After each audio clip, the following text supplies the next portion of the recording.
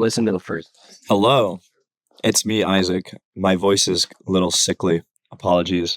Also, in my office is Ethan. Say hi. And Miles. And Will. Well, Hi, Will. All right. So we're in Genesis. We didn't make it very far, but that's okay.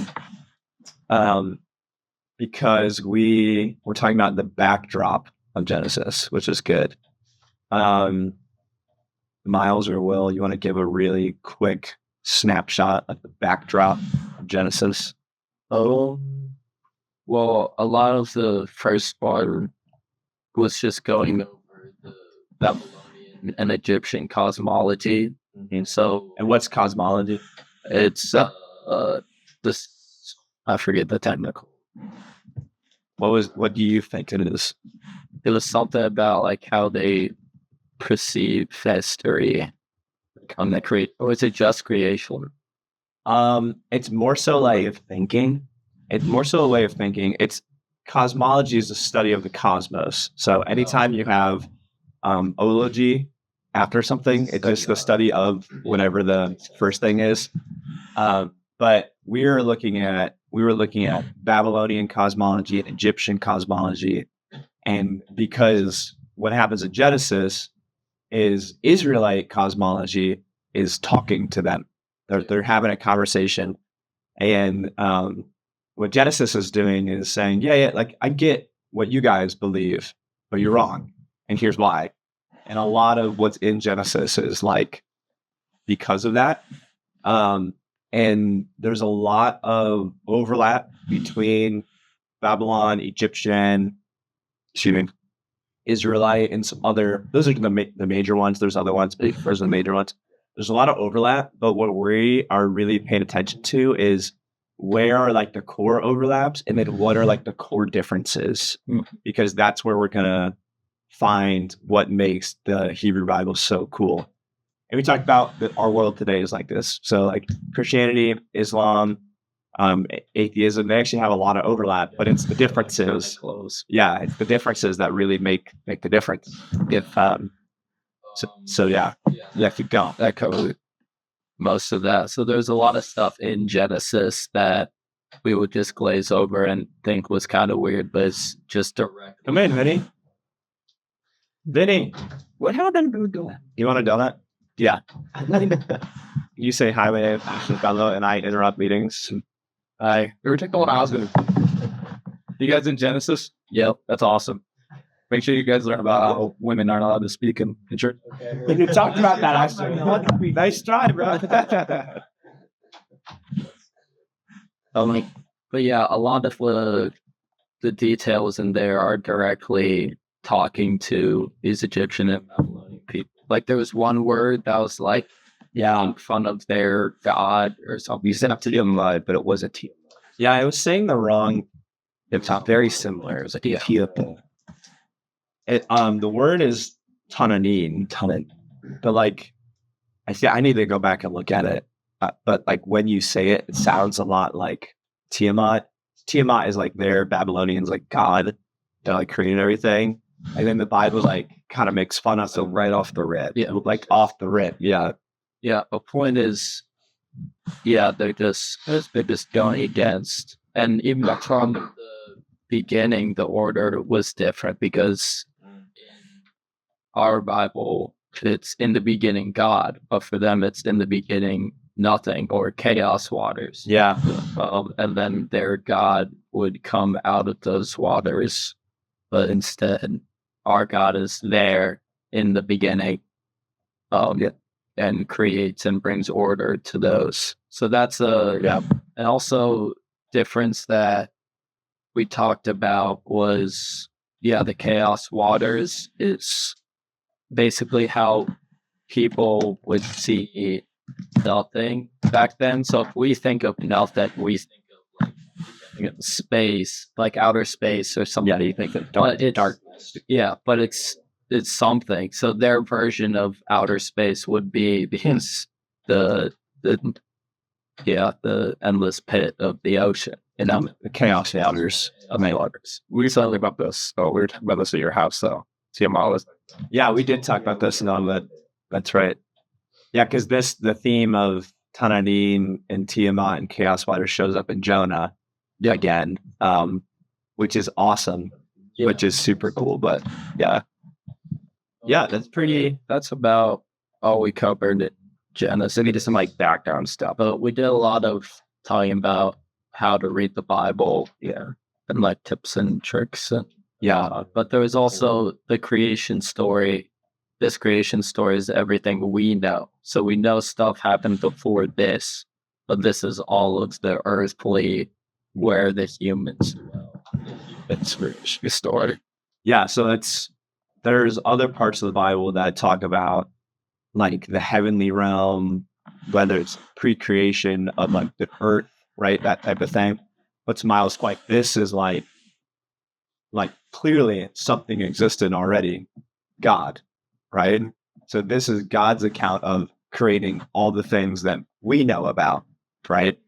And we know in Revelations and other places that there's these heavenly realms and there's like these wars and there's these discussions and there's this like, there's conflict and there's like other types of ruling and stuff like that. So what a big thing to notice, and this will come up all the time, is that this account is not trying to give you, remember the two words we talked about, the differences, what we did just method and agency. Yeah.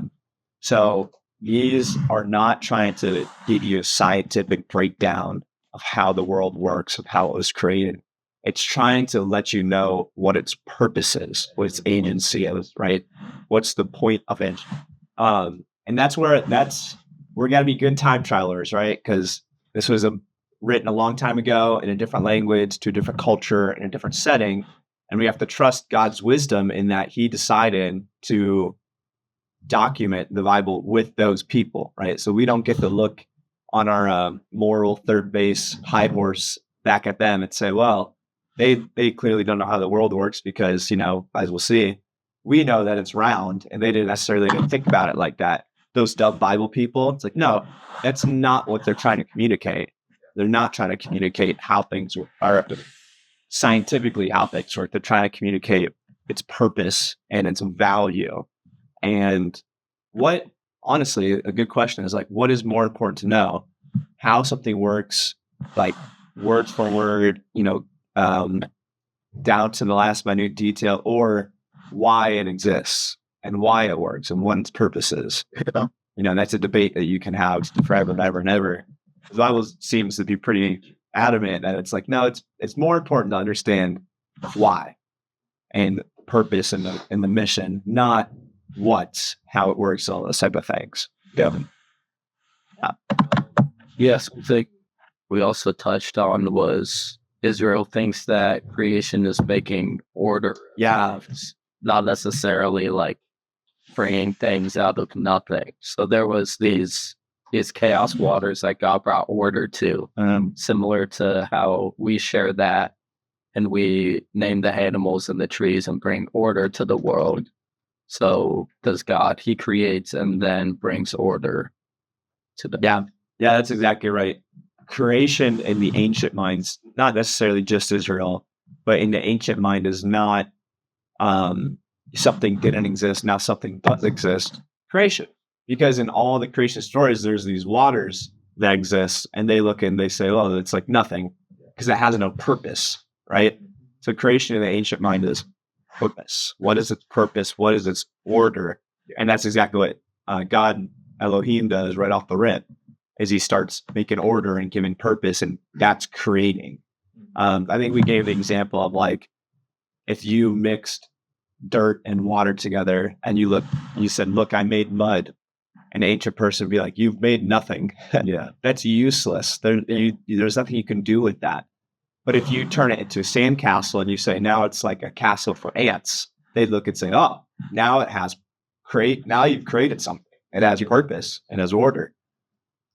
Sweet. All right. So we did a lot of backdrop. We talked about, I think this is a good just reminder. We talked about when we time travel / culture travel, we have little backpacks of our understanding of things. And when we go, we'd be willing to take certain understandings away put different understandings in so that we can best be prepared for the time and the situation that we're in and understand. So a big one that we have to adjust is that method versus agency, right? The how something works scientifically, because that's what us as Americans like. It's just ingrained in us to like think that way, versus what the ancient or different places in the world think this way too. Versus like the purpose and the mission of why I do this. Cool. All right. Anything else before we jump in here? I think we're good. Awesome. All right. Well, to be fair, I don't think we're gonna make it super far, but And so it's usually how it goes. we're gonna do our best to it. So I guess we'll just start reading. Genesis 1, in the beginning, which is a whole sentence in and of itself. What is the beginning? But that's whatever. In the beginning, God, Elohim. We noted that was important. It doesn't say God Yahweh. It doesn't say, right. It says Elohim. Why would it say Elohim and not Yahweh? Or why, I guess, is that important / cool? Yahweh didn't give himself that. Yeah, so Yahweh hasn't named himself chronologically yet. Yeah. There's something else. I think we briefly talked about it. I think on you. This account, like the Torah, is in communication, or I should just say Genesis is in communication with other cultures. So Elohim is the catch-all word for God. Right. So Babylon has an Elohim. Egypt has Elohims. And Israelite Hebrews have Elohim, right? We have Elohim, not Elohims. There's a little bit of difference, but I think that's cool because someone from Babylon can read this and be like, oh yeah, God. But this is like the Hebrew God. Yeah. Elohim, singular, created. Oh, he didn't come out of the waters like everyone else did. He created the waters. So in the beginning, Elohim created it. He did create by forming from nothing the heavens and the earth. Pause. So I don't know about you guys, but sometimes I look at the word heaven. What do I think of? The good place you go when you die, right? The good place. Or I guess maybe we'll start with the easier one. So earth. You think of earth? What do you think of? The globe Mm-hmm. and water. Mm-hmm.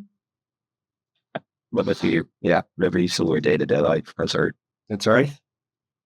What do you think of, Ethan? Well, I think of mountains, like nature. I have I could also look at. So yeah, so you got to basically just your perspective, right? Our typical perspective is like I'm driving or I'm walking or I'm whatever. I'm like, what's around me, right? That's my earth. Then there's like if you're an astronaut, you get out in space and you look at the earth, right? All of it, well, half of it that you can only see, but you're looking at like what you said, like this globe, like this sphere of land and water, and I'm not a scientist, but like the atmosphere and the clouds and like all that kind of stuff that goes into there, right? Now, that is like our modern view of looking at it. Okay. That is not how they would understand this word. So if you're an ancient Israelite and I start telling you about, astronauts and how we've been to the moon and no, it's round. We know it's round because like we've seen it. You've been like, what are you talking about, dude? That is not like what the earth is. And they would start to have like a different understanding of what earth is. So just like I point this out for a couple of reasons. One being, let's again remember, let's not put our translation, let's not colonize the Bible. Let's not put our 21st century American translation of what earth is onto Genesis, because that's not what it's taken there. And we'll get into like what it's thinking here in a second, but it's not saying, all the things that we think of necessarily. Although that is true, right? Because God created the earth, the globe, all that kind of stuff like that. But we have to think through how they're thinking. They're not thinking through the same lens that we are. If I get on Google, Wow, that's just it. She hurt. Sure. I wish I had access to the internet right away. Yeah, I look up Earth immediately. It's that the circular globe from space, and this one has a bunch of elephants on it. But like, that is not quite what they're viewing. I'm gonna have to. Oh, very interesting. Fuck Crowther. Okay, I'll show you this picture in a little bit because this I just looked up a picture and it does pretty good. Sorry, spoilers. Yeah, that's pretty good. Nope. That's so funny. Dude, that's a pretty good photo. Well, I wasn't expecting it. I know it's really so. Okay, so we got kind of our understanding of Earth. If we look at heaven, what do we think of when we think of heavens? Up, clouds, Yeah. bright, like God is there. God is there. It's Like maybe darks. a huge house. Okay. Well, also, I'm also kind of more like, I think of heaven as itself, but like, it's just perfect. Yeah. Okay, so like a glorified Earth. Yeah. Right, everything's Dunkin' isn't slow. Taco Bell never runs out. So it's perfect. There's just Chick-fil-A as far as the eye can see. Good. Yeah. So again, I don't know. Just to say, we're saying it's not saying heaven, the place you go when you die. It says heavens. There's an S at the end of there, right? So is there multiple dimensions to heaven, or like what's going on here, right? I think there's some that why it's plural. Yeah. So okay, I think so. Over that first part, like great. We just skip it. you skip. Yeah, I got it. I don't know how. I got it. I like that. Yeah.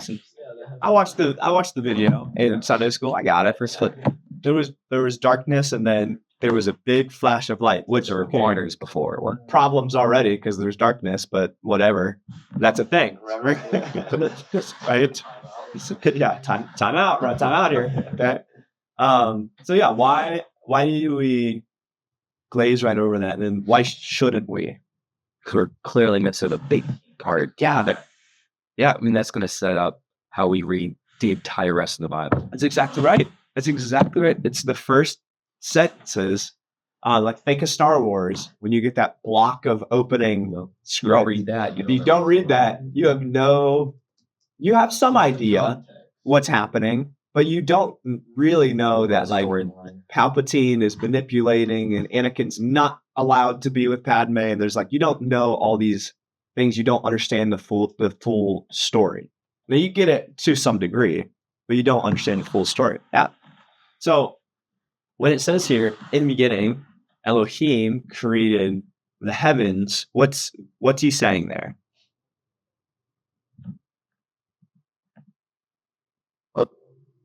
Oh, that's made them at the same time. Wait, is this them talking about the Egyptian gods or like the Babylonian gods were like, yeah, I mean, so it's like he's saying that he's over all of their like. So not yet, because we haven't. That's where that Tanadine wordplay comes in deep waters. We haven't gone there yet. Okay, we don't know that. Oh, that's right. So when God creates the heavens, what's he creating? This I didn't know it. Well, he already existed, Where right? the place for him to this to go, like the garden. Well, no, because then it explains. Yeah, they still. I don't know. Like that. So when God creates the heavens, God is creating space as we know it. So think of we have a little bit of a spoiler, but think of like the pattern of design that God does.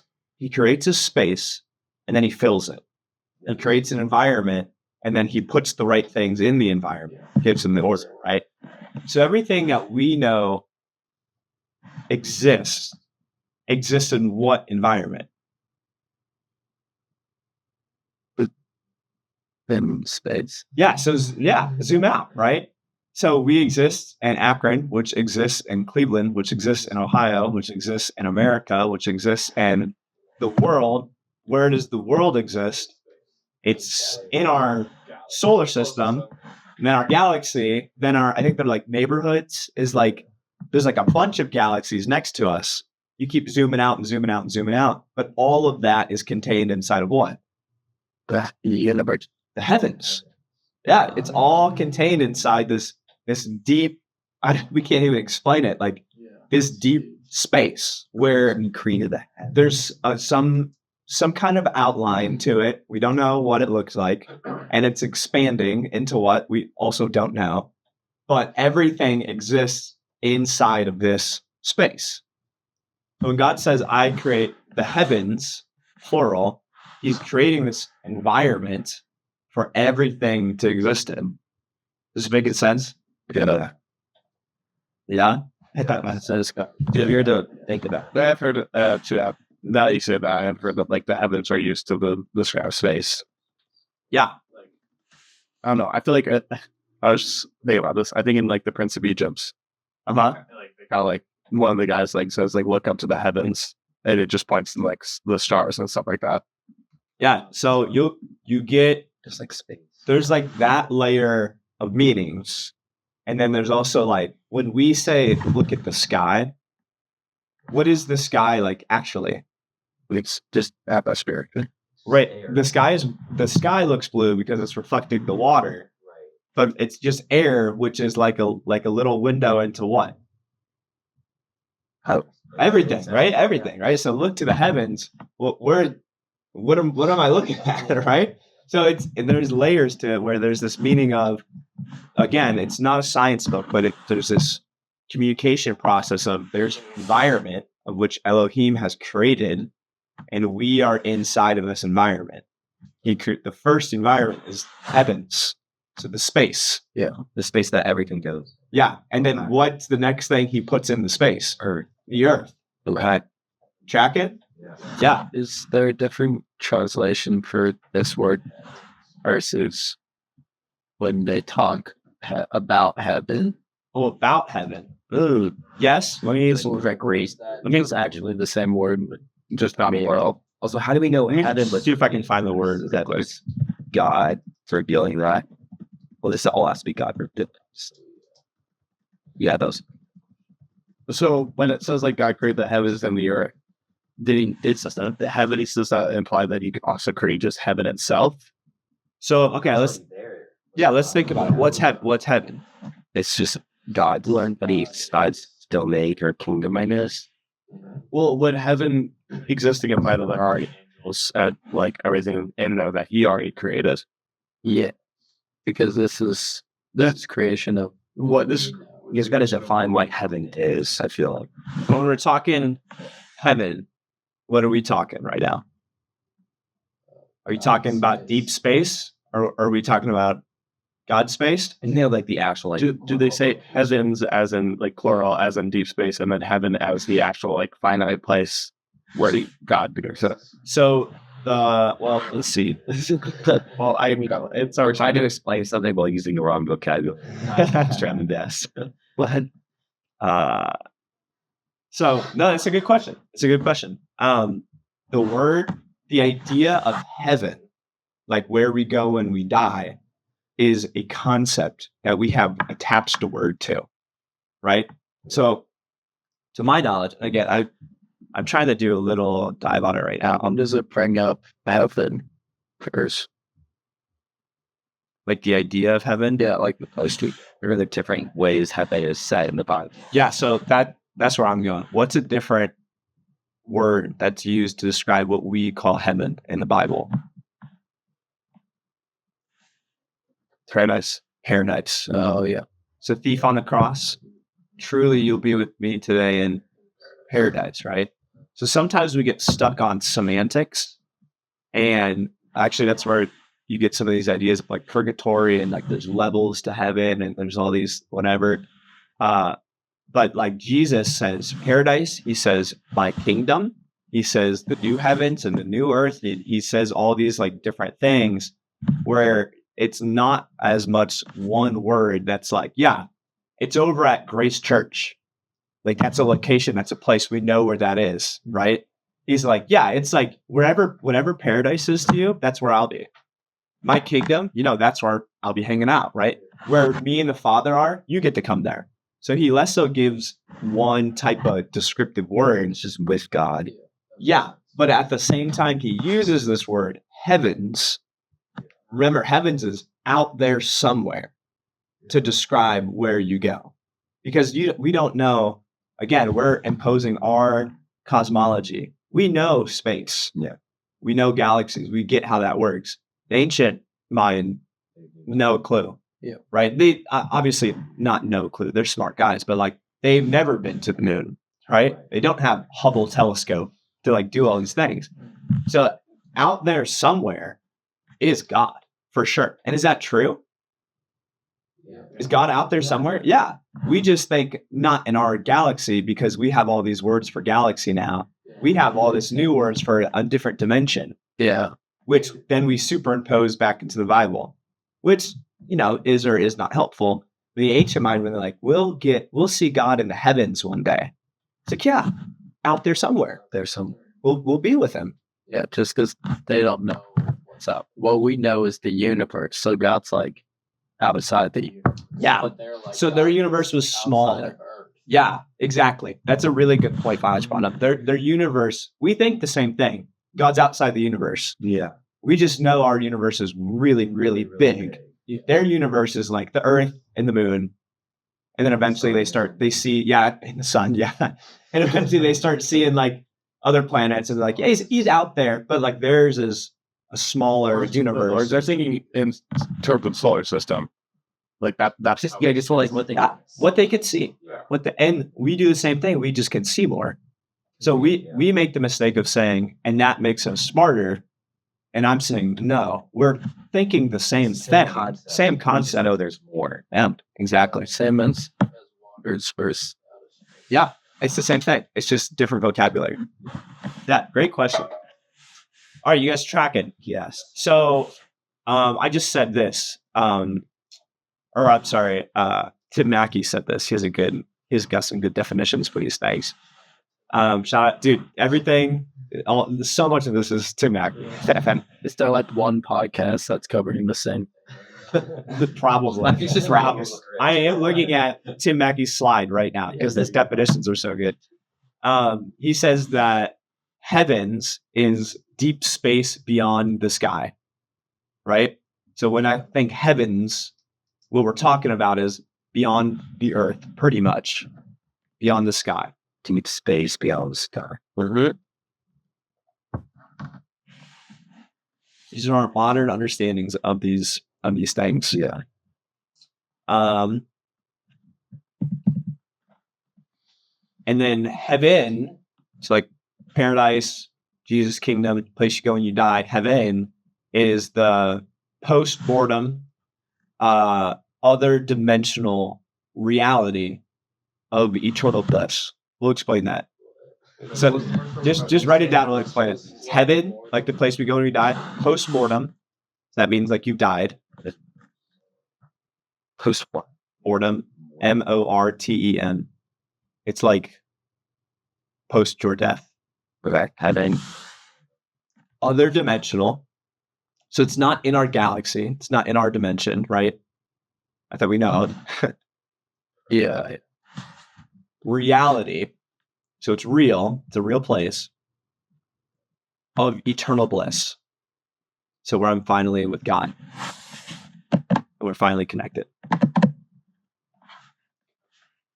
So why is it important that heaven, paradise, as we know it, is not what is created here? What is created here? Genesis 1 asks the space, heavens, right? The space of which everything else will fit inside of. But why is it important that heaven, paradise, the post-mortem other dimensional reality of eternal bliss is not created here? Since it's already created? Yeah, it already exists. It's already there. Yeah. Yeah. And and what else? What is the Genesis accounting of? What is this creation story? It's written to the Egyptian. It's written to the Israelites, but those people see it. The Egyptians and Babylonians see it. It's in communication, guys.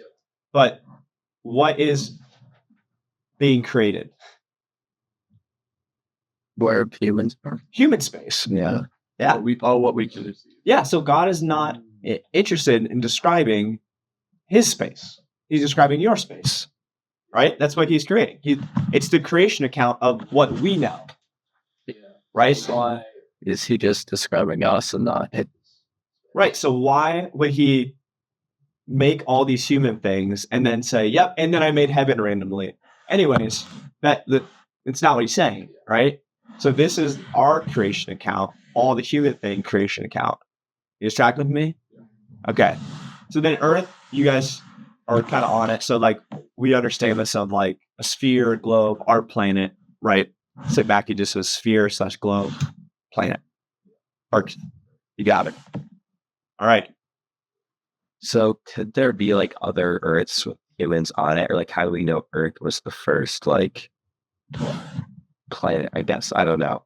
Well, it never says anything about planets. It just says like Earth, right? So I'm clear that, I mean, we are the descendants of God's people. And like, if you just like look at the history, like that was on Earth. Like, you know, the places. now, yeah. And could there be like other beings? Yeah. Are they in the image of God? Yeah, I think the difference is there could be quote unquote life outside of the Earth. Right. Humans are like especially created in the image of God. God's people were like a level of, think about it, like even on Earth. Was there's another Jesus on a different planet with the same story? That's the Antichrist. I mean, it could be the case. There's not really That's just an indication. Yes. Of that. Like so many different species. Like they could be like aliens and be like, oh, like this Jesus, like we gave him a bunch of stuff we didn't kill him. You killed your Jesus. You killed your Jesus. What did it do? Yeah. Well, it wasn't us necessarily, but He comes every time to do what he can be, you guys. my favorite, it's like a Facebook meme that like your aunt posts, you know what I mean? But it's like, if God's real, why didn't he just like show up? And it's like, he did. We killed him. He probably doesn't want to come back. But to that question, as far, again, God is way bigger than ourselves. God is way bigger than the 66 books of the Bible. God is way bigger than all these other things. And again, this is not a detailed account of all creation. This is, why do I exist in my earth, in my environment? That's the story. That's what's going on. And at the crown jewel of the story is to bear God's image. That's why you exist. That's why I exist. Yeah. So let's do this. Psalm 24.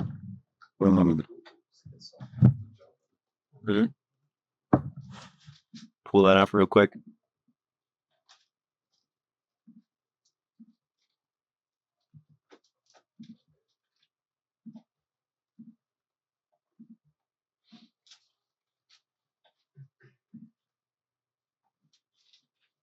Lit and then see by one.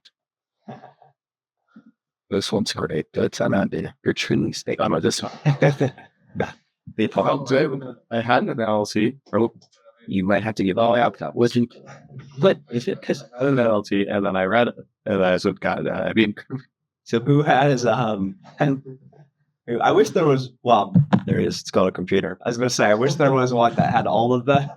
Well, she could pull up a verse. I click on a verse, and I'll show her like whatever. Like I'm to like. it has like it's a side. Oh, really? I think I actually still use. Is it No, that's how she. Is that the Blue Letter Bible? I think it's Blue Letter Bible. That's just genuinely how she reads her Bible. She'll have her translation, which I think is NLC. Yeah. Or might be NIV. She'll read it, and then she'll have She has like her her, and she'll be like, "Huh, that's interesting. Let's look at it." Shout out Leah for that. Yeah. Good job, Leah. When you study, not just like looking stuff for sermons and stuff, which translation do you like? Do you look at mainly? When I personally read the Bible, Because I know you go through different punctuations. Like I'm part NLT, and then I'll look at NIV. Yes, I go NLT. That's how Grace does there. yeah. But like when you're actually studying, Yeah. because I know ESV is a little more. I forget which spectrum. ESV is more word for word, Yeah, right? So there's all the way on the one end is like word for word. Yeah. To the point like you don't even know what's happening. All the way on the other end is like the Message Bible. It's like thought for thought. That's a cool, right? All the translations of the spectrum. And then everything on there is just kind of anywhere in between. The CNI are all NLT, ESV, NIV are like probably like right in the middle. ESV, NIV are more on the word for word. NLT, NIRV are more like thought for thought. There's so why don't you use nerve for Sheldon Smith? Because it's much more thought for thought. Yeah, that's true. But they all, again, and we've talked about this in other episodes or classes and conversations we've had, but none of them are like evil necessarily. You just have to understand what you're reading. right. Yeah, that makes sense. Yeah. Yeah. please. Holding the KJV. Yeah. I'll never wrap my head around that. But yeah.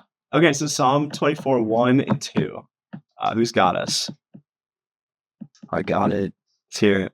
The earth is the Lord's and everything in it. The world and all its people belong to him. For he laid the earth's foundation on the seas and built it upon the ocean depths. Whoa. Interesting, right? Ocean depths in the sea. Yeah, interesting. So what's going on there? The seas came back. Yeah, the seas are back. Yeah, that idea. We're talking about that. So for mine says, for he founded it on the seas and established it on the waters. Mm-hmm.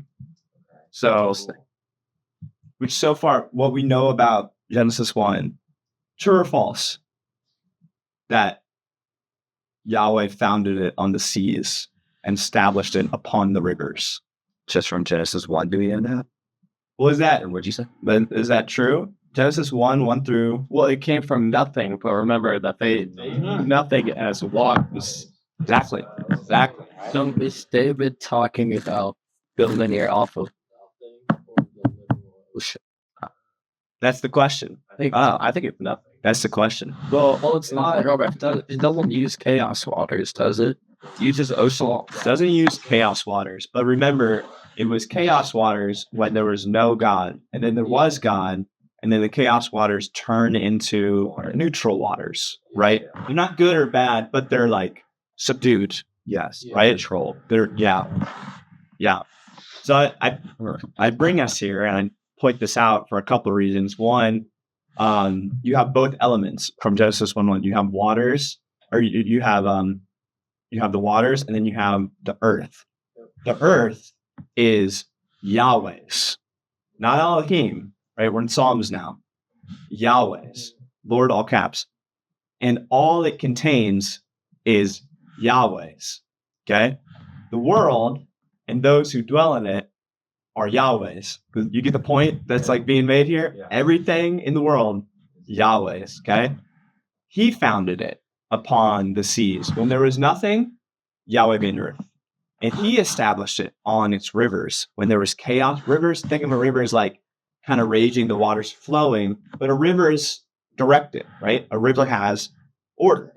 So it's not chaos waters, right? There's some order to this river, okay?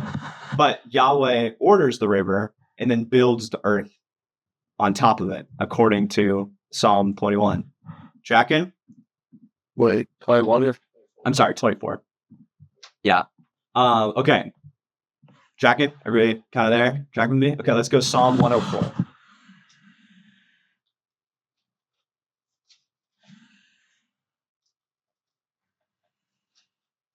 Psalm 104, and we'll go 1 through 5.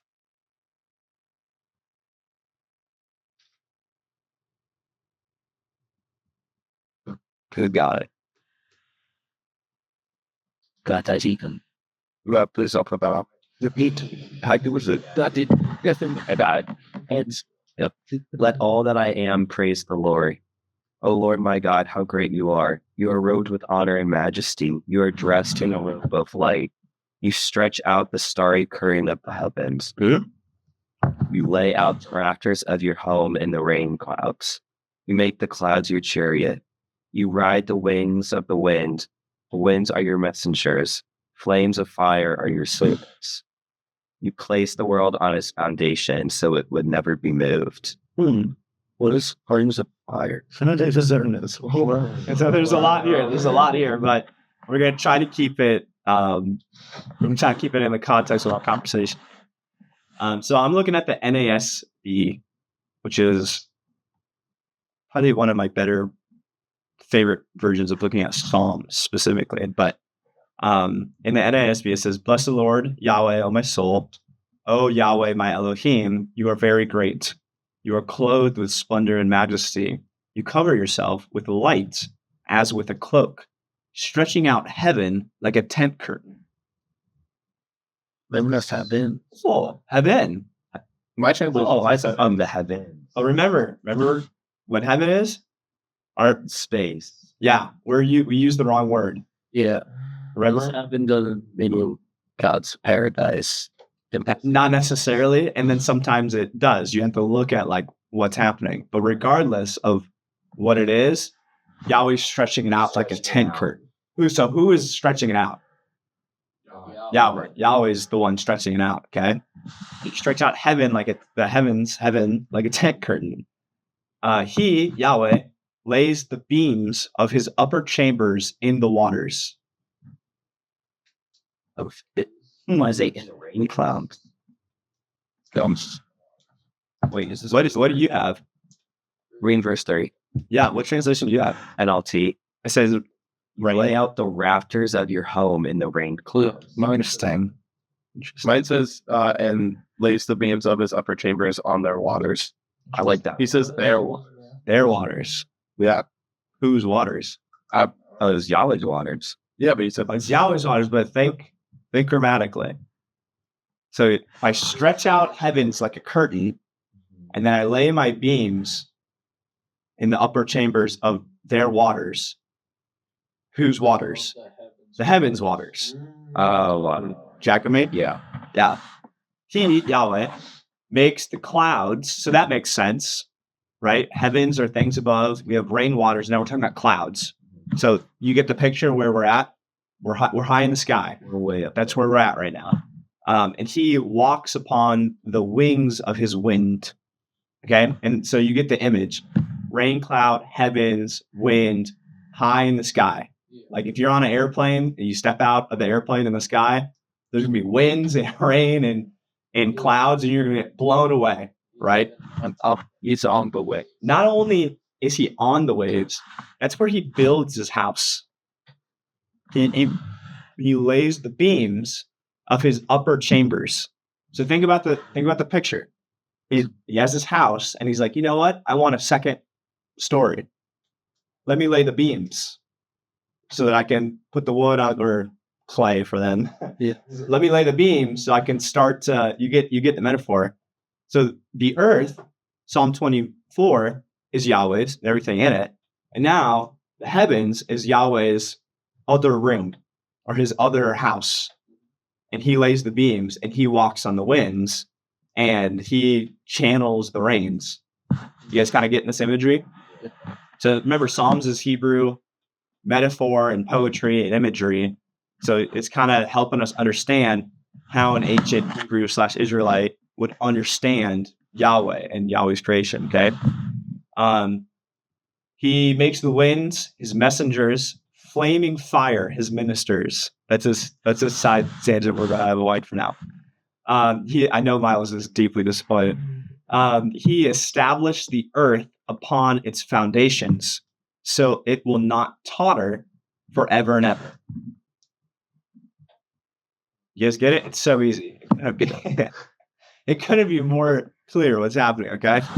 So I take us there because I want us to look at how the ancient world sees heavens and earth and rain and Yahweh and like creation and all those things, okay?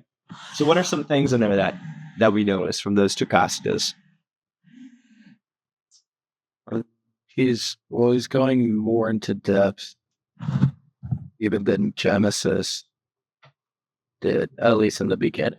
Most about these better. So what was the purpose of him mentioning this stuff now in Psalms?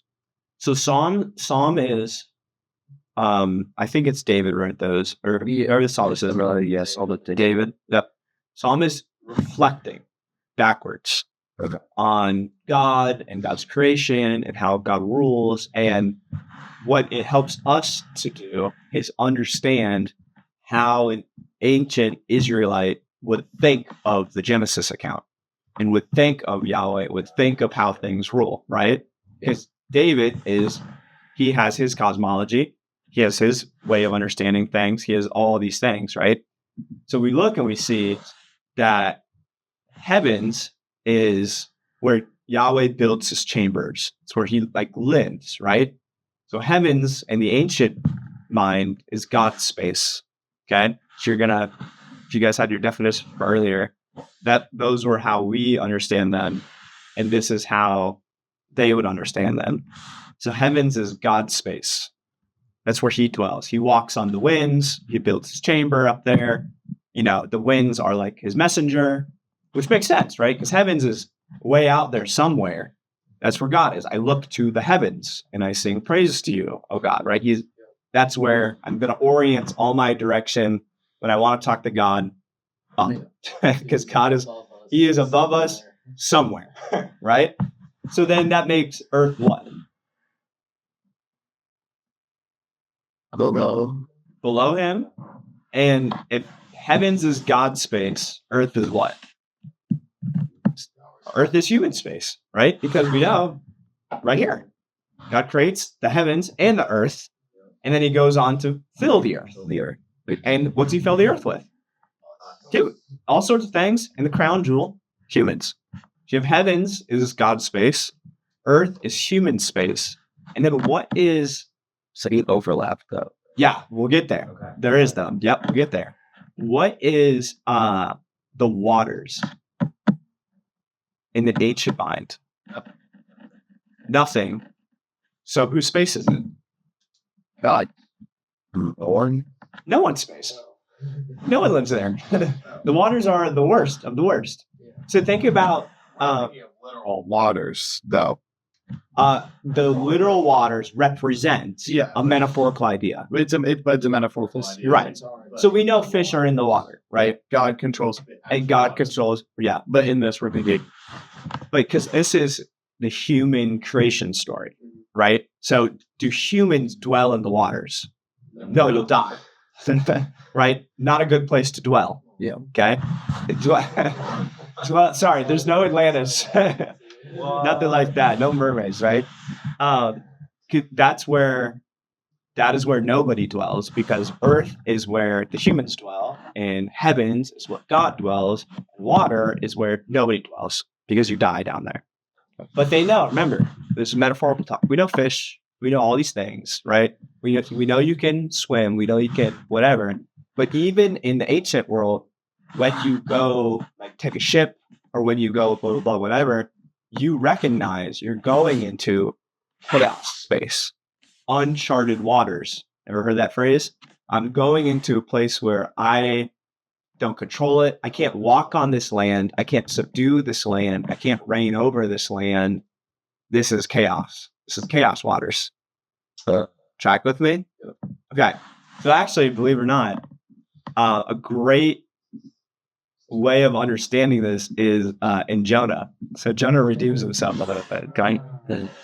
So I know. Yeah, go to Jonah 2, and then we'll go. Jonah's in your best prophet.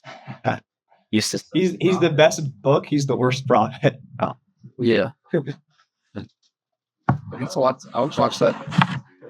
Oh my gosh. When it gets to the full gospel choir in the stomach of the whale, and there's a lit ship there's a ship with lights in the whale. I'm like, what are we doing, bro? You're missing the whole point. But it's I understand it's Venison, but I understand it. But that's why we have such a problem reading the book of John. Yeah, let's get at the nice sale. Yeah. VeggieTales. Just not the Jonah one. Just not the Jonah one. Your grapes are wrapped enough. That's a good one. They do a good job with Dave and the Giant Pickle. That's a good one. Yeah. The Rumor Weed. That's a really good one. The Rumor Weed is where it's like, it's a little like weed that like grows up into a garden, and it basically like gets the kids to like lie, and when they lie, the weed like grows, and then the weed gets like more power over them, and so it's like Pinocchio. No. And so then they keep lying, and eventually it turns into like this gigantic thing that's destroying the city and destroying the town and destroying everybody's like life. Oh, it starts because Archibald says they ask him to play with them, and he says, "No, I need to go home and recharge my batteries. He's tired." And the kids turn around, they go, "He has batteries. He must be a robot."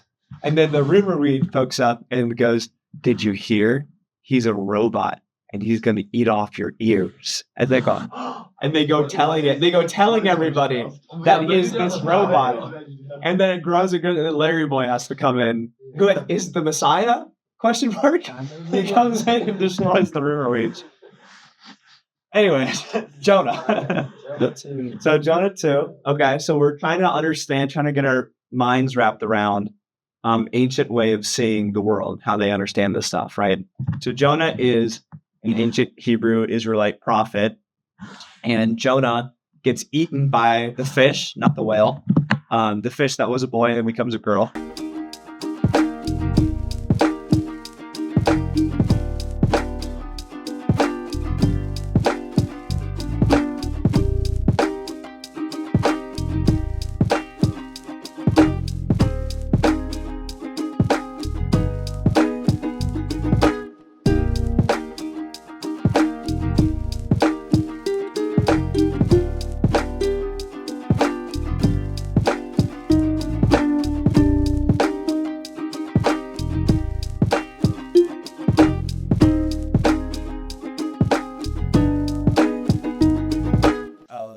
Okay, so Jonah 2, 1 through 7, I'll just read it.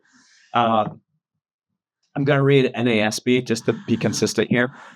And then Jonah prayed to Yahweh, his Elohim, from the stomach of the fish, and he said, "I called out of my distress to the Lord, to Yahweh, and he answered me. I cried for help from the depth of Sheol." Remember what Sheol is? It's the place of the dead, right? Where is Jonah? In the belly of the fish. In the fish, which is where? Sheol. In the water, which is... so he's just down. He's down and down. He's in the water, in a fish. He's like, I'm dead. Because the water is no one's space. The one thing with Jonah is that he just keeps going down. He went down to this. Yeah, he goes down. Yep. Yeah, the only time he goes up is when he gets barfed out by the fish. When he's... Yeah, well, we'll say that for the Jonah Bible breakdown, but so he's down in Sheol, right? He's in the depth of the water, nobody's space. And he's like, this is where you go to die because no one lives down here. No one dwells in the water. You heard my voice, Yahweh, for you had cast me into the deep, into the heart of the sea.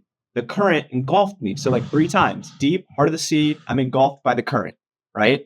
I'm engulfed by underwater river. That's what a current is, right? So I'm not only am I in the water, I'm like in the water. I'm surrounded by the water. I am toast. All your breakers and waves, they passed over me. So I said, I have been expelled from your sight. So why is he expelled from Yahweh's sight? Is he actually? No, because just earlier he prayed and he said, my prayers were answered, right? A few sentences above. So what's happening to him? He just feels removed. He feels removed. And he's in the depths of the water. That's no one's space, right? You guys kind of get, so Jonah thinks this way. So he's thinking, I'm in no one's space right now. No one can see me. Yahweh doesn't even see me. That's how far deep into nobody's space I am right now. So we know that's true. So we know that's not true. But remember, this is all metaphorical ideas, right? This is how they think of things, right? Yeah. So when you think of nothing, you think of darkness, but you know that's not nothing. But that's what you think of, right? I was like, Yeah, what are you thinking? Talk to me. Doc. yeah, I mean, I just drew the connection to the Psalms that they'll see the deep waters as no one's space. Mm-hmm. The land is humans, heaven or paradise is God's. Yeah. That's the common analogy. Yeah. And I think to us, in our modern world, we miss a lot of this because how many of us have been in the heavens? Like we've flown, right? Yeah. We've gone way higher than anyone in the ancient world has ever been.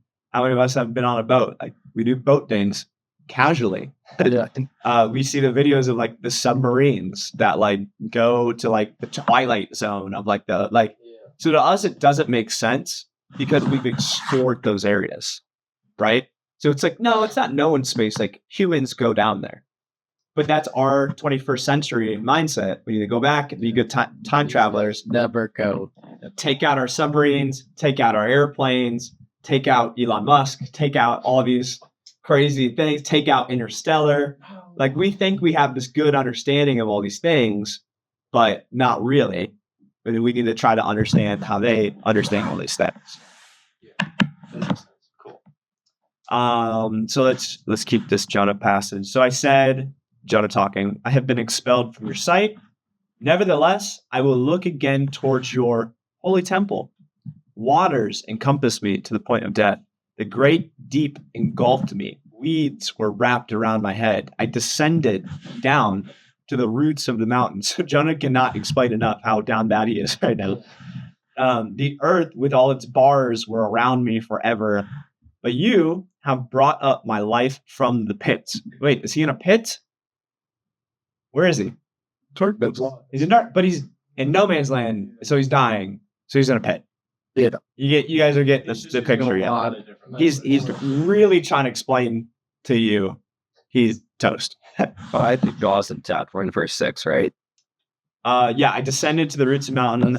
The earth with its bars were around me forever, but you have brought me up from life from the pit. Oh, Yahweh, my Elohim, while I was fainting away, I remembered the Lord, and my prayer rose. Which direction? My prayer rose up or out. Yeah. Into your holy temple. So to get to God's holy temple, which direction do you have to go? God's space. Because like back to Psalms, he built it up high, it's like above the wall. Yeah, totally. So right, we're starting to understand ancient cosmology, how they think about things. It says reach of the mountains because the land was built. But no. Down. And so he's even saying, there, I'm not even in human space. I'm all the way down to the root of the mountain in no one's space. Yeah, right. Are we thinking, is this kind of thinking present throughout the entire Bible or just Old Testament?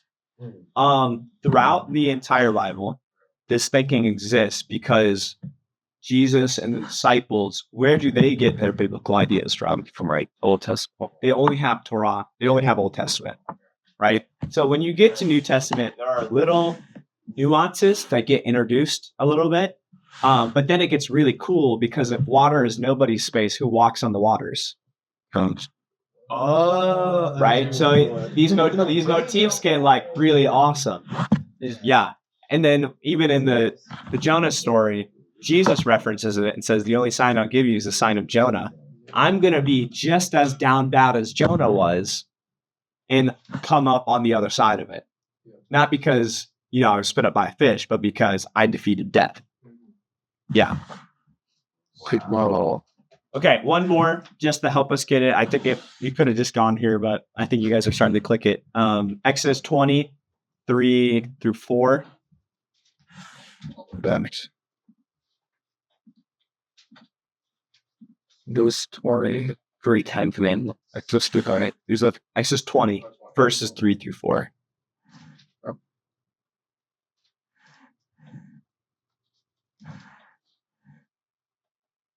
See it. See it?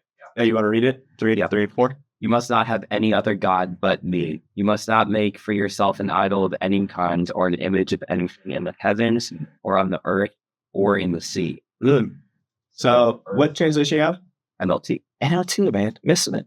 Dang it. I'm in NASB, but I'm just to be consistent. This is what NASB says. You shall have no other gods before me. You shall not make for yourselves an idol or any likeness of what is in the heaven above, the earth beneath, or the water underneath the earth. Dang, yeah. MLT really sold. Mine just says It's NASB. NASB. So MASB is. so the heavens. So mine says the heavens above, the earth below, and the waters. The earth beneath, and the waters below. Yeah, okay. So even that is like, So in Spanish, how it's like aquí, allá, allí, and ayer. So it's like a kind of a similar thing, right? So you have above, and what's beneath above? Beneath. But then what's below beneath? Below, right? So you guys tracking this order here? Yeah. Yeah. So it just it helps us get this cosmology of the heavens are above. What's beneath the heavens? The earth. And what's beneath the earth? Sea. The waters of death and chaos. And so there's even like a little bit of like waters that are like parallel to the earth. Like we swim in those. We fish. Yeah. You can sail from like here to there. But beneath, what happens if you're not on the surface of the water? No, You're dying, right? So it's you guys are getting all this like language that's here. So the waters are already sketchy. Once you start going down into the waters, it gets really sketchy really fast. Yeah. So you get to think of like, what was that submarine? Titan? Remember that submarine that exploded with like the billionaires on it? Was that Titan? the one that tried to explode. Yeah. The one that tried to explode. Yeah. What? Yeah. You didn't hear about that? That felt like That was crazy. That was like 20. Yeah, it was a while ago, but it was like everywhere. Just like Yeah. Like, you use a video game controller steer. Like these these 5 billionaires, and then they like lost signal, and then like we didn't find out for like days that it just like imploded. Yeah, it just like got crushed and they died like in an area with less buildings about that. Yeah. But why did it explode? Because of the pressure. Because of how deep it was. So the deeper you go, the worse it gets. That's why Jonah's so screwed over, because he goes down like 20,000 times. You guys getting this language? You're starting to understand this idea of how they view the world and all this kind of stuff. Yeah. Those levels. Yeah. So we got to be careful to not superimpose our 21st century views of the world, because we've been to space and we've been to the depths of the ocean and we've been all over the world, and we just don't really think about things like this. But the Bible does. And remember, God chose to use these people at this time to write down his words. So there's a reason for that. So let's try to understand the reason for that. So maybe we can go on personal here. Like, what tensions, how do we feel or do we experience with the biblical description of cosmos? Like, does this make sense what I'm asking?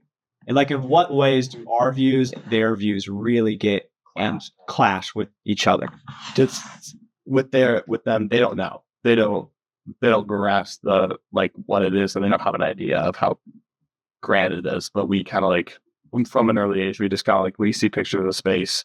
We know it's the bottom of the ocean, like all that kind of stuff. So it's awe to us, and like because it's way more unknown to them. Because like Ethan said, like we know what's in space, we know kind of what's in the ocean, but they have no clue how far down the ocean is or how deep space. Yeah, right. That's such a good point. Yeah, like so we lose the gravity of perspective of that. they lose the fear. Yeah. The fear. Yeah, That's true. That's true. Because it's known. Even though if I put you in space, you'd probably be afraid. Oh, yeah. But while you're on Earth, you're like, I know. I've seen Interstellar. He's like, I've seen Project Hail Mary. Like, we're fine. That's really good, guys. I want to. Oh, I should just use this. Yeah, no, I mean, we could talk about that all day because there's so many things, but I want to draw this out for you guys to help us. Isaac Vogt drawings are so good. Yeah. Yeah, for sure. I want to kind of draw this out so that we can kind of start to get our head wrapped around everything, right? So beautiful. This is you. Congratulations. Yeah. And this right here is like the sky, the heaven. This right here is like land, right? So that's this is the average person's general space to operate in, right? What we see in. Right. 99% of the time, well, 100% of my life, I've been underneath the atmosphere and over top of the water. Or I guess I should say 100%. I've gone swimming, but you get the picture. I've never been deeper than like 20 feet in the water, right? In the ancient world, down goes forever. And up goes forever. And we lose that tension in our modern way because we know the ocean has a floor, right? And then even if you got under that, you'd be in the earth crust, and then you'd be on the other side of the earth, and then eventually you'd go, well, I guess and you'd go all the way out into what? Eventually you'd get back into space, which goes, So it's like heaven, land, quote unquote, forever. That's not really fair because they were thinking on Earth. Well, they thought it's flat. As the center. Yeah, we're thinking of once again our version of Earth. Yeah. Which They is use this it round. really just flat. Yeah. Like, So not quite flat. It was and we'll get into this. Well, it's like a snow globe, right? So think of like it's kind of like, oh, that's right. They shit like gods, like so this is like the one person was like cut in half. this is like the dome, Yeah, but there's no idea of like what's beneath it? there's another dome. There's another side to that. Yeah, that's Egyptian. Yeah, exactly. It like implied that the earth was flat. Yeah. Because there's never been, I only think the earth is round because I grew up being taught that the earth's round. Yeah, I've never seen it. Right? I've seen pictures of what they tell me is the earth, right? But even then, you can't tell because it's 2D. Technically, the earth could be Something in the Bible implicate that the earth is round. I completely forget what it was. well, there are a couple things in there, but we'll get that when we get Besides the that's besides the point. But you guys get the point, right? So you guys are tracking with me? Yeah, cool. It's their perspectives. Up is infinite unknown. Down is infinite unknown. So God's space, infinite. Because God's space is up. Yeah. Nobody's space / Sheol / grave, right? Because that's what Jonah thinks is happening. Also infinite. Okay. Human space, limited. It's the only space that they understand is limited. Yeah. You guys getting this? Yeah. You guys getting this? Yeah. And even then, Psalm 24, who owns human space? Yahweh. Who owns the grave, according to Jonah? Yahweh. Right? So Tim Mackey said this. I thought it was a really good quote. I'll let you guys write some stuff down. Yep.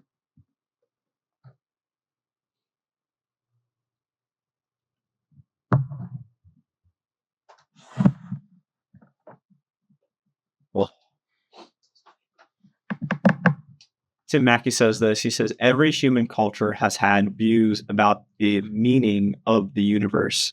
However, the vehicle for expressing their views is confined within their language for the physical construction of the universe. Okay? So every culture ever has a view of the meaning of the universe, the purpose of the universe, how it came to be. How they express that meaning is confined by their culture and their language and their understanding of the universe. because they only know so much. And we're the same way. 100 years from now, people are going to look back and be like, those freaking idiots, don't they know that awallas give them cancer? Don't they know that? I can't believe they were so dumb, right? That's what will happen to us inevitably, right? And we need to be uber careful. I have it all too. We need to be uber careful that we don't do that to them, because with the knowledge that they had, they have profound understanding of the meaning of the universe and how things work and all that kind of things like that. Make sense? Yep. Yeah. All right. Let me try to find one more thing.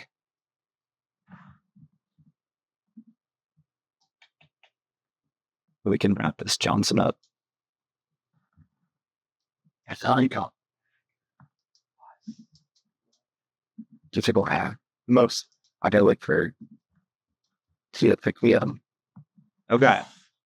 So we're gonna do Isaac's drawing session. Yeah. They could give us a go. Let's put them over here. All right. If you're listening to this, you have to use your very best imagination. Okay. So What like high? We can't erase. We can't erase this. Can you have weekend presents? Something we got to figure out. He's just doing his job. I'm always doing my job. Okay, so this is a rough emphasis on rough understanding of how the ancients would have seen like the universe. Okay, how when we think globe, you and me, when we think globe, when we think Earth, we think of that picture that was taken from space of the Earth and all around. Okay, when they think Earth, they think something else. Okay, so you have, and again, this is going to be rough because there's different like ways of like people have different interpretations on the muscle product illustration. There's actually not, which is a bummer. So I wish there was some kind of. Well, actually, like any short. Yeah. I didn't get into a Bible project. So I'm like so much, doing a Bible literature class. So I know how to read the Bible. These a tough connect. And when you look to a lot, it's like a kindness. I might do the high class. Maybe I'll start college. So just take another college class. I'm not having a biblical class this semester though. Yeah. So maybe that can be it. It's a 6-week class. That's maybe also it's been like 6 weeks for me. It's been so busy. Yeah, but let me ask you this not early for a grade.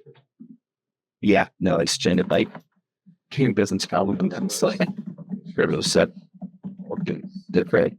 Oh, that was fun. Learning how the Bible is put together, like the scrolls and the eyebrows, where things like connect. Dude, I might get off on the back of Deuteronomy 34 to 12. That's and what it's just I'll be the smartest dude ever. I obviously ordered like the Sayabok and it's like and like the Tanakh, the Torah, I mean, like Ketubis.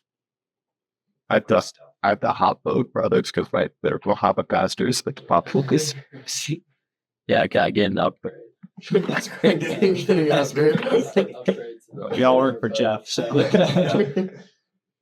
I'm seeing if I can find this image here. How to pay premium to get to us. But I didn't know that's that's just Sunday. That's it. Yeah. Everyone's tied. Everyone's inclined. Everyone's been tied extra. Everyone's inclined to hear Jeff. You get to you can have a relationship with one of the sons. Well, I heard from my dad, it's tough to have like actual conversations with Jeff because he's so trained and used to talking without someone talking back. Isaac is this true? He's just been preaching. Well, he's your dad, so that's a little different. But okay, why is he not your dad's dad? That would make us related, Miles. Wait, why is that your dad's? Okay, maybe this is Chip. Poke your freaking head up. That'd be tough. I'm like, oh, be tough. Okay, there's definitely a better image out there, but I'm just with some I'm gonna rip it, and then what we're gonna do in the next session is we're gonna go through Genesis, and we're gonna see how this shows up exactly. Gosh, day. So I'm just going to some more basic. Okay, I did this already. All right, we need to go. Bye-bye. Okay, so you have this conception, okay? This is how the ancients view the world very roughly. You have the earth, okay? Yes. Earth, land, okay? This is where you and me live. Hooray! Okay? Sweet. Then you have a week. What is this called? Elephants. It has a specific name. Okay. Okay, so you have like, okay, this is a little weird. We're going to get a little tricky here, okay? Because I'm trying to map out our language versus their language. So we can understand it, but they have a different language. Always memo screwed. Yes. Well, I might have to strap this place out. So you have like the sky in terms of like atmosphere. Okay. Okay. Yeah. So when they say sky, this is like what you look outside and you can see. Blue area. It's not heavens. Not heavens. Because what's heavens is past, way beyond that. But the same word will get used. Gotcha. Okay. If that makes sense. That is taken. So this is where you have like some birds. Okay. Yeah, the atmosphere in the sky is still Earth. Still in the earth, right? Earth. Right. Gotcha. Right. Okay. So you get the birds and like the clouds, they exist in this space. Then you have the expanse. Okay. So this is like right on the, I'm sorry, not the expanse. Yeah, I jumped the gun. So you're still in this sky atmosphere area. What should I even call this? Because Genesis doesn't call it something. It just says sun, moon, and stars. Okay. Okay. So outside of the atmosphere is sun, moon, and stars. True or false? True. Right? Yeah, that makes sense. Yeah. So you have Space. not space. Not space yet. Not space. Okay. Solar. Wait, so this is That is the moon. Fun fact. We have sun, moon, and stars. Okay. So they know it's outside Earth. Okay. It's outside there. yeah, it's not heavens. This is a depiction of how they. Yes. But it's not heavens yet. We're on the up and up run. Okay. So, and this is where it gets a little dicey. Take that. So on the other side of sun, moon, and stars, you have expanse. Okay. Meaning This is what's past. past that. They don't know what it is. They don't know what it is, but they can see sun, moon, and stars, but they know there's more. What's the blackness past it? I don't know what's more, but I know there's more. Track it? Yes. Check. They wouldn't say that's the heavens. No, not yet. Because this is where we're about to get. Oh, This is where it gets tricky. Okay. I'm right out of space. Okay. I took a picture of this. Yeah. Okay, so past expanse is What's the word? okay, yeah. Get myself more room here. You get the expanse. Okay. Past the expanse, guess what we have? War expanded. The mountain. Waters above. What? So something that doesn't belong to God, like doesn't belong to anyone, but above. Yes, I like the way you're thinking. I like the way you're thinking, Amy. Oh, yeah. like You're on it. You're on it. You're on it. That's past the expanse. So God's Yeah. other house is up there, but it's like way up there. Above the thing that's above the infinite. And that's below. And there's one door. Yes, exactly, Will. And there's another layer. But expanse isn't heavens.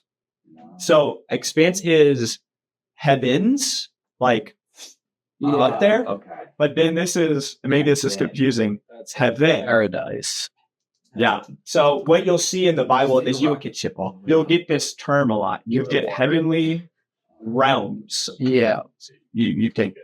Do you guys hear me on that? Yeah. This is the phrase you get talking about. It's not necessarily heaven, like where we go, where we die. It's where God is now. Okay. The heavenly realms. You guys check with me on this? So there's a little, and again, this is another thing we need to get into, but there's a little like, there's paradise and there's God's heavenly realm. And they're not quite exactly the same, but they're not quite exactly different. There's like a little Venn diagram, like an overlap of those things. So Does this chart go down as well? Yeah, we're about to go down. So wait. So from earthly land to like into the waters above, that's like our stuff and nothing. But then once you reach heavenly realm, that's when it's God's. So once you get like, well, everything's God's. Remember Psalm 24 makes that point. But I get what you're saying. Once we get outside of here, you're in God's space. Okay. But then like here is like the expanse space where it's where we like, I don't know anything else happening. Okay. I know sun, moon, and stars, and then that's it. Okay. And that's all you get to not God's space. And then you get to more God's space. It's still God's space. No, well, I thought, Like, Well, so yeah. okay. So this is where you keep like rain stays up here. So in their mind, remember this is all in their mind. This is where you keep rain come from. Rain and storms. It comes from up here and it makes its way down here. So that's what importance of rain then, because they see it that way. We'll get there. So here's a little teaser. When the flood happens, anybody know the vocabulary that gets used? Can't tell. I don't know specific. Let me see if I can find it real quick.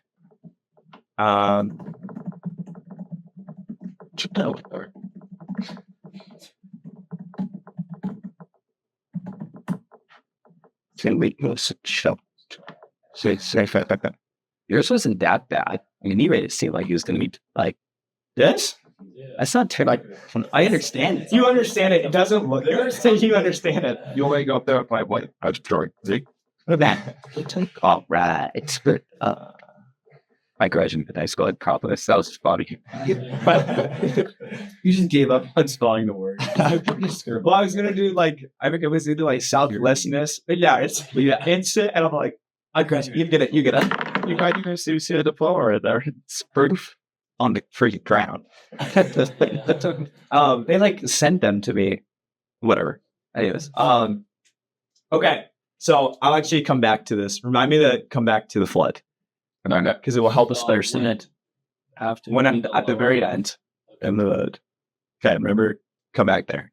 Okay, you guys tracking with me? Yeah. Okay, so you got the earth, like the dry land, okay, and that's where humans and animals and everything and plants live. Okay, then you have like the sky, atmosphere. That's where like the birds and those guys live. Cool. Maybe I'll make a better drawing and I'll print it out for next time or something, because it's kind of yeah, I'll try to do something like that. Just post it. Okay, so then But for all the other people. yeah. Well, because we had this hour and a half discussion, and now we're drawing this. So on the other side of the earth, so parallel with the earth, you have water, and you have water again. So in their mind, land, all the land in the earth is like one island surrounded by water. Gotcha. Got me? Right. Then you have what is called the foundations of the earth, or the pillars of the earth. Okay. So you have the earth, and then you have the things that hold the earth up. I've seen those things. Yeah. So this is like this is not necessarily exclusive to Israel. This is just in the ancient. This is how they just eat. All like Babylon would probably view the same thing here, but they wouldn't necessarily all the same thing. So like this, that there are pillars holding up the earth is a common understanding of how the earth exists. Okay. So I'm going to write foundations. It's draws when they depict hell. Yeah. I've seen that like before. Yes. Yeah. Okay. So Foundations of earth. yes, you had the foundations of the earth. And what did Psalm 104 say about the foundations of the earth? on the Pillar. Yeah.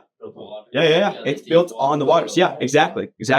So then you have with waters. Get This is the nothing water.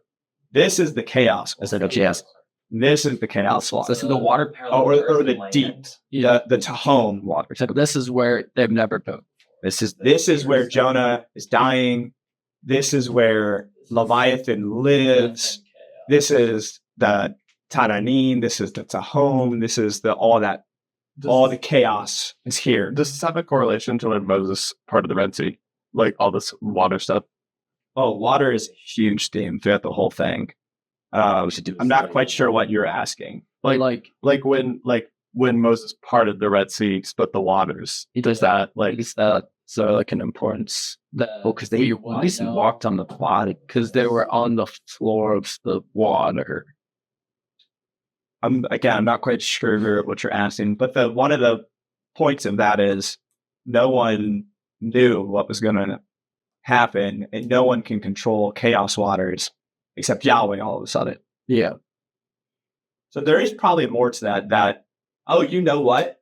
I was actually just looking at this. So Jonah goes down into Sheol, or like the chaos waters, which is death, and he comes out the other side born again because the fish births him, right? So it's like a motif. Israel goes down into the Red Sea. They walk through Sheol. That's where people go to die. And they come out the other side freed, born again. Yeah. Right? Jesus Today.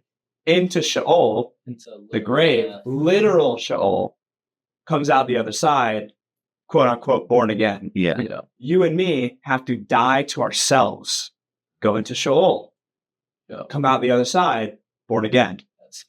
So there is correlations to this, all of those, right? And there's probably more. Oh, there's and there's 1,000 more. We get the point. You get the point. You get the point. That's so shitty. It's so tough. So that's right.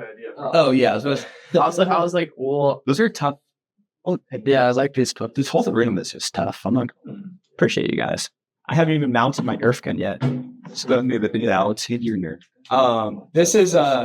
These are 3 forms of leadership. You have seeking the lost, leading the crowd, and stopping to see the unknown. So this is the sick woman. Yeah. Mm-hmm. Yeah. Oh, that's cool. I thought it was just So this is Ethan. This is I'm just kidding. Okay. So with this, you guys, you're getting this. Yeah. So kind of see, I don't know, you can kind of do it like this, where there's these like layers and layers and like, you get what I'm saying? Yeah. But here's the worldview you need to understand. You have God's space is which direction? Up. No one's space, death's space is which direction? Down. Death and chaos and all that stuff, down. Humans are neutral. And they decide if they want to. So do we want to go up or do we want to go down? Or hell, 100%. So that's where, and all of that evolves over time, where our perception of heaven is the Tom and Jerry escalator that brings you which direction? up. Up. Or the trap door that Tom and Jerry that gets pulled on them, which brings them what direction? Down to hell. So this is where our perception of these things come from. Except we think of hell as fiery in a cave place, where more so their understanding of it is deep chaos, darkness waters, which also can represent all sorts of different things. You kind of have to look at the context. So our imagery of hell is very, very modern. It's not the ancient cosmology that they would have used. Okay. Is that the That's the end of the drawing. oh and then Noah. I just had it pulled up, didn't I? After this, I mean, Yeah, this will be our last thing. Okay, let me go. Give me. Where you guys going? Roger left them. That's fun. Go to the Coke Factory, bro. It's so lit. What is it? It's a Coca-Cola factory, and you get to tour the whole thing, and then you get to try every single Coke product that they have. It's lit. Yeah. Well, yeah, you pay like $15 to get into the thing, and there's like a museum, and then you can like make your own like Coca-Cola. It's lit. Yeah, we'll Dude, do the peach Coke. Do we talk about peach? Do they have one? You're just not see. The Coca-Cola freestyle machine with the peach Coke. Well, no, they do that so they can peach out. Hey, it's out. Yeah, your index example basically Is that's totally creepy. slightly freaky. And it's not a brain. Deep/chaos waters, and that's where Jonah goes. So Jonah dies. If you're a biblical reader, you read that and you go, oh, Jonah died. And there's actually a book. Oh shoot, who wrote it? I don't know. He makes a case that Jonah actually died.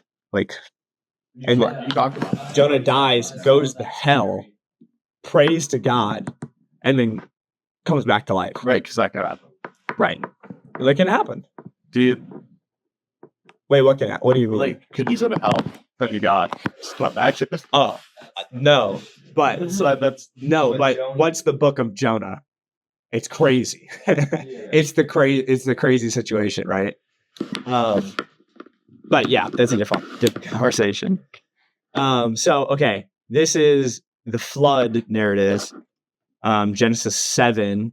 And just so you guys know, and maybe this is another conversation, but Genesis is broken up into like 3 or 4 movements. The Old Testament works in movements, and the New Testament works in moments. So you need to read them correctly. The first movement of Genesis is Genesis chapters 1 through 11. So all of these things are tied to each other the whole way, and you're supposed to think of them together as you read them. Yeah. So yeah, Bible Project does a great job at breaking out these movements. Yeah, really cool. Yeah. Organizes everything in the picture. Well, it's like think of it as a scroll. Your first scroll would end after Genesis 11. Yeah. And now I can start a new thought process over here. Genesis. Still Genesis, different thought process. they don't think it books. That's what I learned about you something. But they just think about it as scrolls. Scroll. You have one big scroll. It's all categorized as Genesis, though. Like it should be. We did that to understand it. So first movement is from the creation story all the way to the end of the flood. It goes past the flood. I think So you can like go wide and like look at the scroll. Genesis 11 is Tower of Babel. And that's where it breaks. Because everyone's Exactly. It actually makes a ton of sense. yeah. The best part of the Tower of Babel story is the line, God went down to see it. So they built this great tower, and God's like, what is that little? Let me go down and see what they're up to. The song of the Babel specifically, and it wasn't even just pride that was their sin. Was it talking to you about us? It was maybe resisting them, and I guess Sam and Maz and but it was talking about how it wasn't only pride, like, oh, we can build such a big tower, we're the best, but they're also disobeying. Well, looking at the context, you can see that he classified as a ziggurat. So like other cultures have done this, and there's space for whatever god in that culture. They create like a bed and food and whatever for their God to come down and to like give them blessings. So their idea of not only building this big tower we're the best, but to bring God down and to serve them and they're also disobeying God's command to spread out and rule the earth. Yeah. They're all like, we're going to stay together because we're the best. And then God's like, no. And then they scatter. They congregate to show how tough they are. And God's like, no, listen to me. Yeah. While you're to bring me down and to make me Totally. Like resonate them also speak different languages, but that was to get them to spread hope. Yeah. Is that how we got Asians? Well, that's how we got, all the cultures we have today. Yeah. And that's probably how we got to the Americas before 100%. 100%. And we know scientifically that the continents drift. Yeah. And we know, I don't know if you guys know about like ice bridges and stuff like that. Because there's Alaska to around to Russia. Yeah, right. So what happened if the ancient world viewed the world as one landmass surrounded by water? And eventually, bro, We call that Pangea. if he scattered us, did he that's Pangea. did he break up Pangea? Well, so what happens before the scattering? The flood. The flood, And that which disrupts everything. Everyone scatters, and then the continents drift. We lost Atlanta. Well, we have Atlanta. If you're talking about Atlantis, so like you can start to see how science and the Bible start to go hand in hand with each other, because we know everything was together, and then they started to drift, and there was like these land bridges, but now there's these civilizations underwater, because when things drift, things fall off. There's like all this stuff that happens, but you can perfectly see how everyone's together. God did the flood, which we're about to read, broke the foundations of the earth. So not everything's stuck together anymore. Everyone divvies out, and we know like continents drift, like are drifting to this day. Like I think it's like in the year 3000, Australia is going to collide with like something else. I don't know, because it's drifting so fast. That's just like California. That is like back out of America splitting off, and then Japan. Yeah, there's all sorts of things happening. Yeah, Yeah, like the international. It's a yeah. I know what you're talking about. Oh my language. Yeah. Some days. Mhm. It's all that 8th grade science. Yeah. 8th grade science that they don't, as you say, they just never bothered to like pair it with like bloody dick. That's so cool. Yeah, exactly. I want to bet I've been feed so much more. They hide it as fun. Okay, so this brings us to Genesis 7. And this is right. And I'm going to stay in NASB just to be consistent with what we've been doing. Yeah, that's funny. NASB breaks it up differently.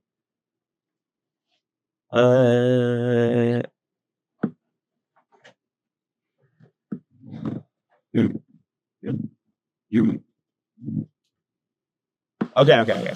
So Genesis 7, I'm going to just start in verse 9. So they all went into the ark to Noah. Talk about the animals. By twos, male and female, as God had commanded Noah. Now it came about the 7 days that the waters of the flood came upon the earth. In the 600th year of Noah's life, in the 2nd month, on the 7th day of the month, on that day, all the fountains of the great deep burst open. Okay? So where is the water coming from? Deep. The great deep, which is where? Below the foundation. The chaos waters. Because what's happening? A flood. Yeah, right? So the chaos waters are flooding everything. So there's more water coming. So when we see water come from the ground today, what do we call that? A geyser. Right? Underwater. Now, underwater volcano. Yeah. Do you know that there are chambers underwater that go from like the core, not quite the core of the earth, but from deep in the earth all the way up to the ground? There's thousands of them. Yeah. Does that make sense with this? Okay. He broke it open. Well, so the foundations of the earth break open because it says burst forth. It's not like a natural occurrence. Like they're just cracked and it shot up. Right. Yeah, right? There's an option to expect how the earth like kind of like drained its water. I mean, like, Yeah, 100%. Like the water went down. No. I was always wondering. Yeah, so there's all these like, there's all this stuff of the water levels change. You can see on the ocean floor, it's like the floor is like ripped apart, or it's like the channels like looked at. There's like all sorts of studying on it. Now people do the wrong math and they say, oh, millions of years of slow trickling, or a couple of years of super intense water. You know what I'm saying here? I bet they try to explain it not from a divine. Right. So the things they actually correlate with each other. Okay. So on that day, the fountains of the great deep, the chaos waters, burst open, and on the floodgates, and the floodgates of the sky were opened. So the above waters. The above waters, Which is filling up. the rain fell on the earth for 40 days and 40 nights. Okay? I think got flooded. So you guys are seeing the depiction of everything that's happening. And you have this island that we call the earth surrounded by water all over the place. And you have water shooting up from the ground and coming out from the sky. What two metaphors are mixing here? Waters are mixed. It's death and both coming to the new. Yeah. So the chaos waters of death and God's waters from the sky, even though we know God's in control of all the things, are coming together on the neutral land to A, punish, and B, save at the same time. Right? We're punishing the wicked and we're saving Noah and his family and the animals at all the same time. It's cool, right? So it's a motif that commonly happens. So Red Sea saves Israel, punishes Egypt. Right? The waters come back on them. Stuff like that. Jonah saves the sailors, punishes Jonah. That one's like a flip because you're like ready for the pagans to get punished, but it's Jonah that gets punished. Right? Make sense? Make sense? Okay. So that is makes a ton of sense with the biblical cosmology. And then you have the story of Noah, which is not metaphorical, it's narrative. And it tells you where the waters come from, which makes a lot of sense with this. Track it? Yeah. That is Genesis 1:1. You were there for maybe 10 minutes. Yeah. So, yeah, Where does ever go through the entire Bible? It would take you an eternity. Yeah. Maybe that's what heaven is. do we say this about Bible stuff? I think you just sit at Jesus' feet and you continually listen. And he's explaining. He's like, you remember when I did da-da-da? Yeah, have you ever thought? And you're like, and he's a way better teacher than I am. God pulled the cliff out of the waters, flooding. Yeah. I feel like some of these things would be sick to actually see. Oh, dude, I'm sure. Oh, using Moses like the Red Sea. Yeah. I honestly, it's actually like, it got like, It's like he has a huddle account. You is on. Is it ESPN top 5? top 5 coolest Bible. That's Yeah, no, that's cool. all right. Yeah, All right. This is huge for not even just understanding Genesis, but Well, so that's why I say the Jonah thing and the Noah. if you can learn how to read Genesis, Genesis teaches you how to read the Bible. Yeah. That's why I'm excited about this breakdown to go through Genesis.